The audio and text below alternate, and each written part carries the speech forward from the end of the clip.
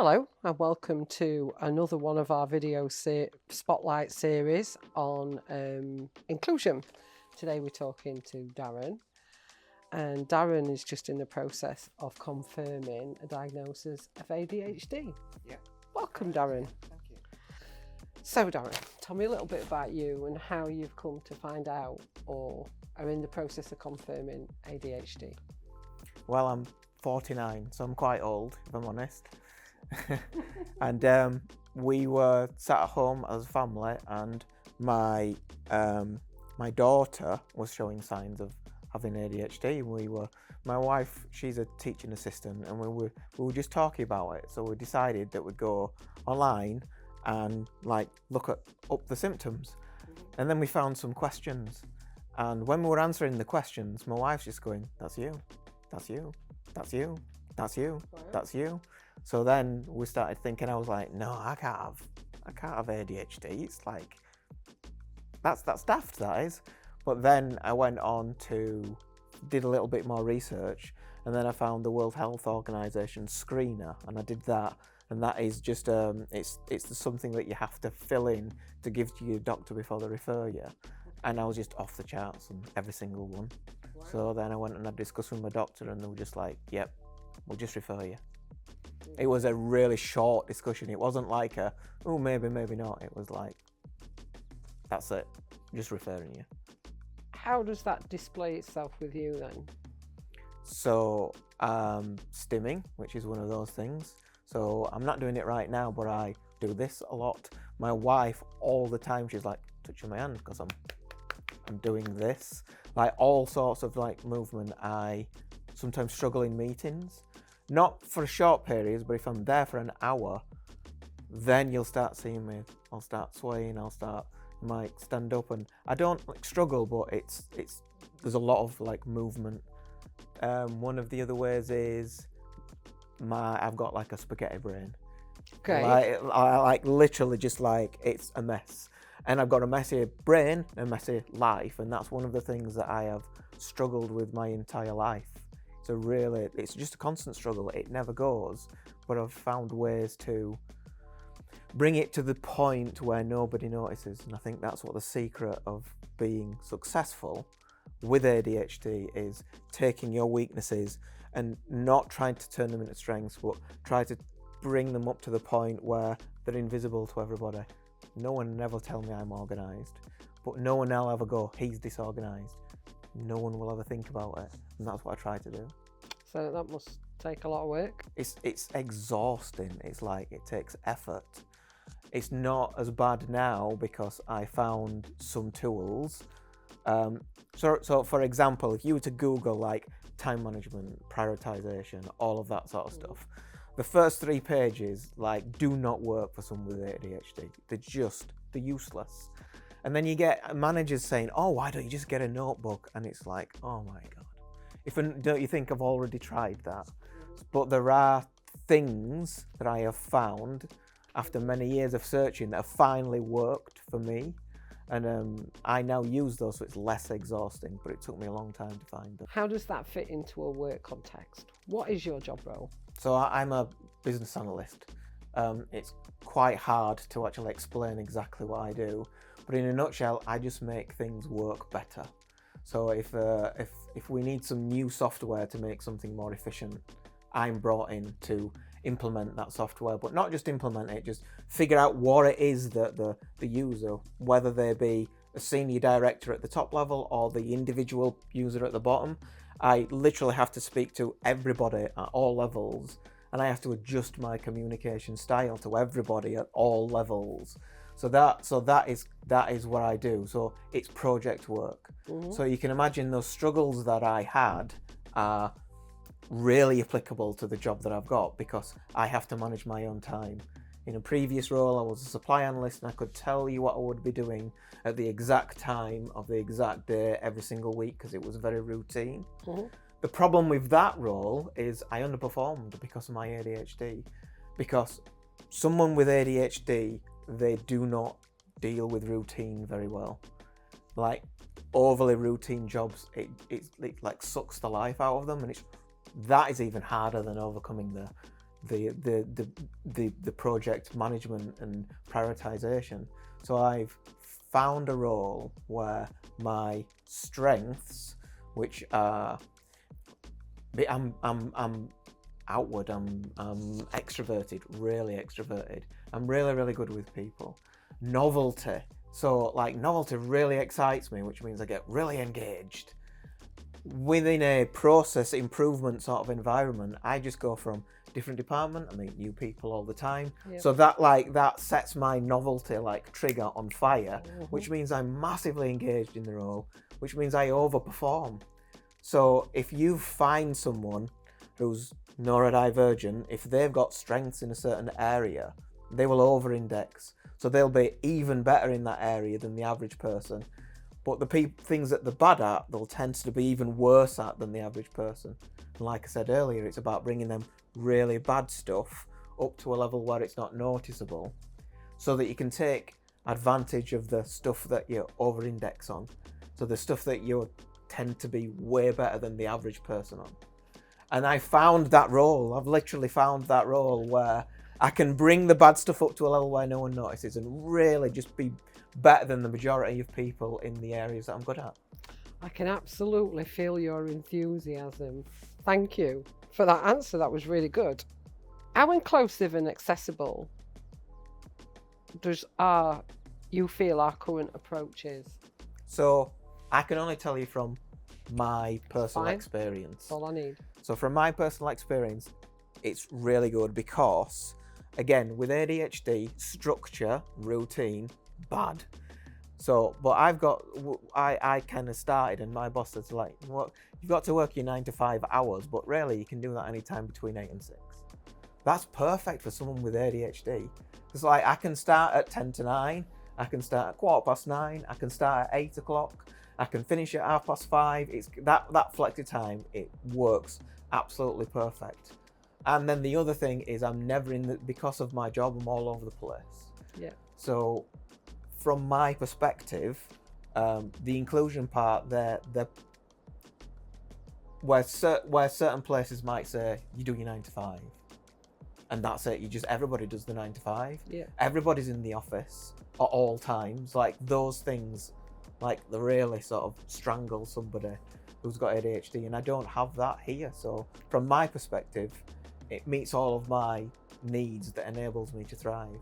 Flexibility is really important then. Yeah. Okay, so if your job had a theme song, what would it be? Smooth operator. The reason, so not in the traditional sense, that I'm thinking more of the words. Yeah. Really, if you think about like what I was explaining before, I have to be able to go into a meeting which is full of directors, and I have to be able to be one of them. I'm not a director, but I have to Operate. I have to operate like a director. But then the next day, I'm literally going to a person who's actually like either operating some machinery or at the desk, and I'm watching them and I'm figuring out exactly what they do. And I also have to operate at their level, and I literally just have to be able to be many different people and put on many different hats. Which is actually playing to your strength. Exactly, which is playing to my strengths. Yeah. What's your secret work superpower most people don't know about? So there's a few but a lot of people know about them. The one that they don't know about typically is pattern recognition. Oh, wow. So again, generally ADHD, people with those traits, they might not have ADHD, but they might index high on a lot of the traits. They are often good at recognizing patterns. And my job is understanding business processes so that we can build technology that enables a user to do a really good job. Right, that's basically what I do. And I see patterns. I've done enough that I'll just see all sorts of patterns, and these patterns occur whether you work in manufacturing, whether you work in sales, marketing. Like literally every department tends to have patterns, but a lot of people, I work in finance, it's nothing like marketing. There are similarities across because we're human, and that is the single common thread. humans work on patterns, and I recognize them a lot more than what most people do. And thrive. Yeah. Okay, so what would you say to other businesses about why it's important to remove barriers to employment?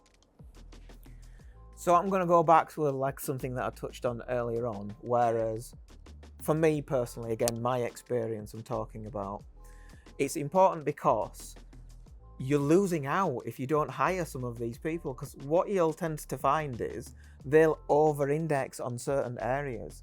So you're actually missing out on somebody who's really phenomenally brilliant in what you're wanting to hire.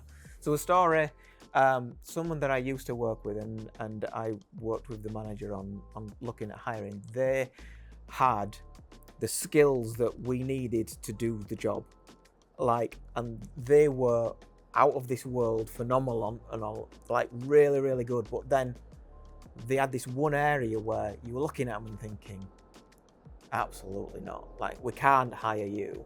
But we took a risk on that person, and we decided that what we'd do is we would work on that area at the bottom and add that into their development area. And because we knew that the output that they were going to give, because they were so good at the area that we wanted them for, we took them in for that. And if you don't hire neurodivergent people, then you're missing out, because this person absolutely categorically delivered far better than what I could ever have done.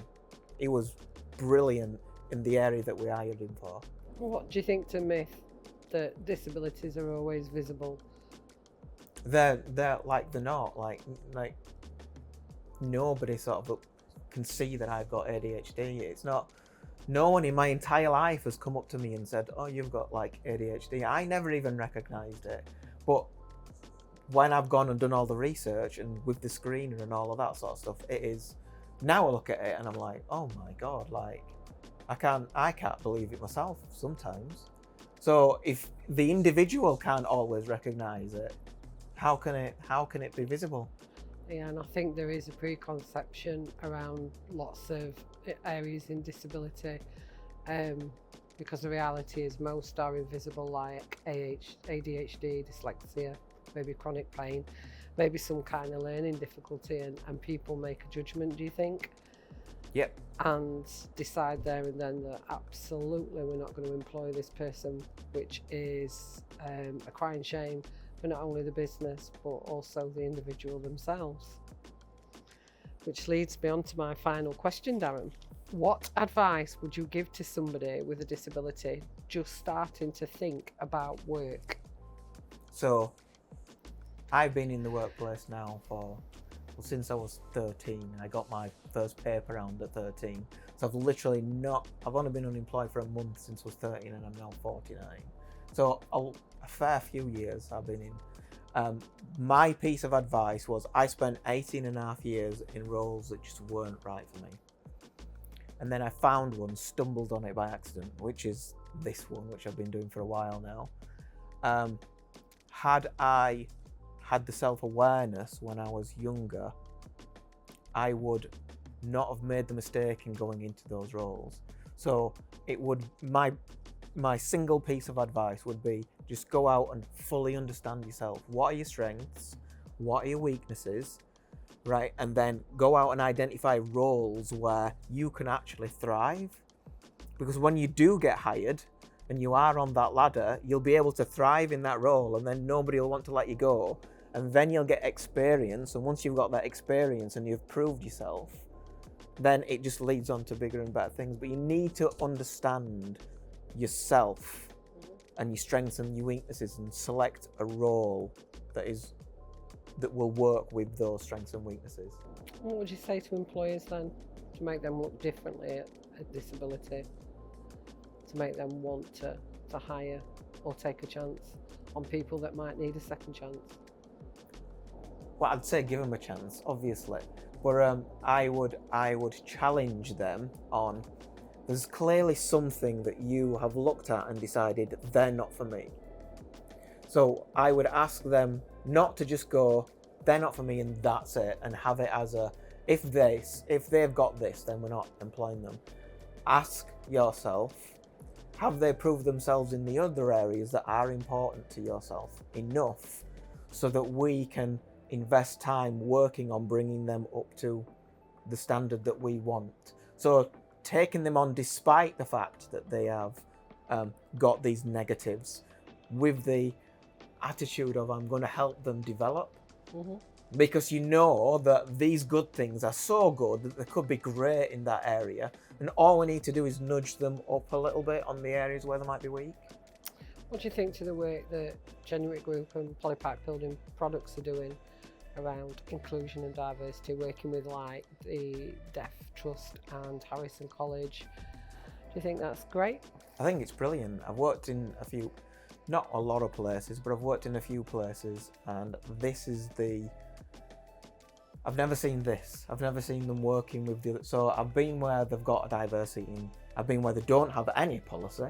I've been where they've got a policy, but I've never been to a place where they've got a policy and they're actively working with colleges to upskill and bring people into the business.